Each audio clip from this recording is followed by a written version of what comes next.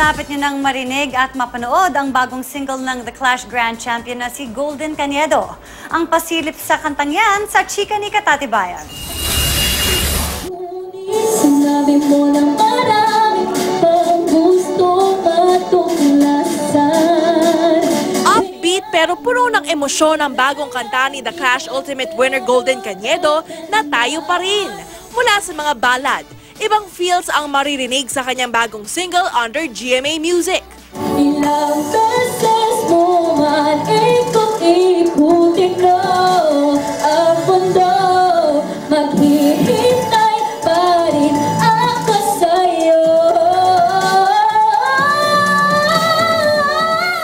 Tungkol po ito sa isang LDR na parang sila po pero hindi pa pwede.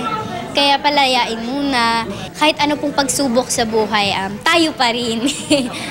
Bukas mapapanood na ang music video ng Tayo Pa Rin sa YouTube, kasabay ng worldwide streaming. Kasama rin si Golden sa Kapusong Pinoy Studio 7 Musicalie sa May 11 sa King Theater, Brooklyn, New York. Makakasama niya sina Christian Bautista, Julian San Jose, River Cruz, Kailin Alcantara, Betong Sumaya at Alden Richards. Proud din si Golden sa kapwa clashmates na sina Garrett Bolden, Anthony Rosaldo at Jong Madaliday na may mga newly released singles na rin.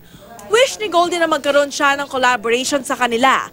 Bukod pa sa itinuturing niyang kuya at mentor sa showbiz na si Christian Bautista. Siya po yung nagbibigay sa akin ng mga advice. Siya po yung nag-guide sa akin na ito yung tama at yung mali. Parang kung siya po yung nag-judge sa akin sa The Clash, ngayon po siya yung kuya ko. Sa susunod na buwan ay ipagdiriwang ni Golden ang kanyang 17th birthday.